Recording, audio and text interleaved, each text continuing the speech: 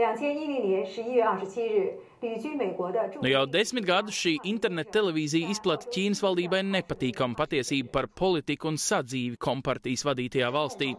Atšķirībā no Google meklētāja internetā, ko Ķīnas valdība pagājušo gadu bloķēja, lai cenzētu informācijas pieejamību, šie ziņu sižeti tiek publicēti interneta adresē, kurai ik pēc mirkļa mainās tās augtā IP adrese. Tātad Pekinas valdībai tā ir kļuvusi par neapklusināmu patiesības paudēju.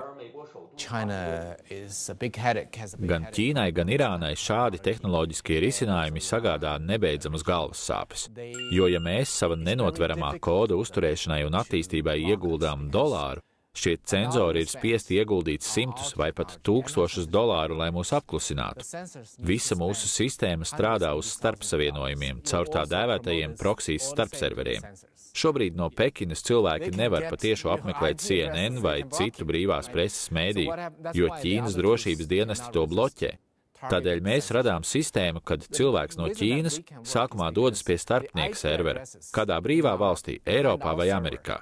Ar šādu aplinkus ceļu cilvēki var iegūt brīvu un patiesu informāciju, taču ar nosacījumu, ka cenzūras dienesti Ķīnā nevar notvert un bloķēt arī šo starpsavienojumu serveri. Tādēļ mūsu sistēmas pamatā ir ik sekundi mainīgā IP adrese. Citiem vārdiem, lielo Ķīnu var salīdzināt ar resnu lēnīgu kaķi, kurš nespēja noķert mazu žiglu pelīti, proti mūsu.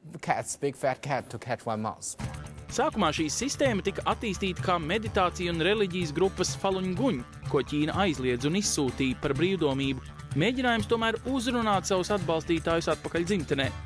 Taču tagad tādu pat tehnoloģiju necenzētas informācijas nosūtīšanai savai tautai lieto arī Irānas režīma pretinieki Eiropā, pirms pāris gadiem nu jau asiņaini apspiestās Birmas sacelšanās aktīvisti, Kubas disidenti un Vjetnamas opozicionāri. Un NTD TV šo sev izstrādāto datoru platformu piegādā citiem brīvības cīnītājiem pilnīgi par brīvu. Ja pareizāk sakot, līdzīgi kā Radio Brīvā Eiropa latviešu redakcijas darbu Minhenē un raidītājus augstākara gados, tā arī tagad nenotveramos un nenoslāpējamos internetmēdījus apspiestajām tautām apmaksā Amerikas valdība.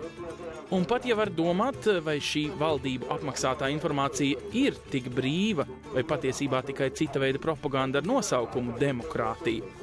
Salīdzinot ar augstākara gadiem, tagad opozīcijas preses uzturēšana esot kļuvusi krietni lētāka.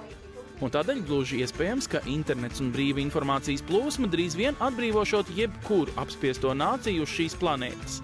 Galvenokārt nauda tagad būtu jāiegulda interneta un datoru pieejamībā apspiestajiem iedzīvotājiem.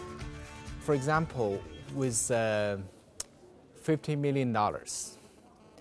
Piemēram, 50 miljoni dolāru ir gana, lai mūsu tehnoloģijas būtu ikdienā pieejamas 5% ķīniešu vai 10% citu apspiesto valstu iedzīvotājiem.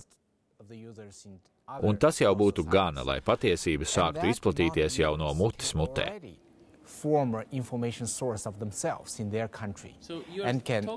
Jā, bet tās taču ir smieklīgi mazas summas pretstatā uzrunātajam cilvēku daudzumam. Tieši tā, ja salīdzina ar vienas iznīcinātāja lidmašīnas vai kodola raķetes cenu. Taču tas patiešām spēj dot nenovērtējamas un miermīlīgas pārmaiņas katrā apspiestajā sabiedrībā. Galvenais ir cilvēkus apbruņot ar zināšanām un patiesību, bet tālāk jau pati sabiedrība pārveidos sevi un gāzīs kaklakungus. Bet kaklakungiem var patikties, un viņi vienkārši nogriež internetu visai valstī.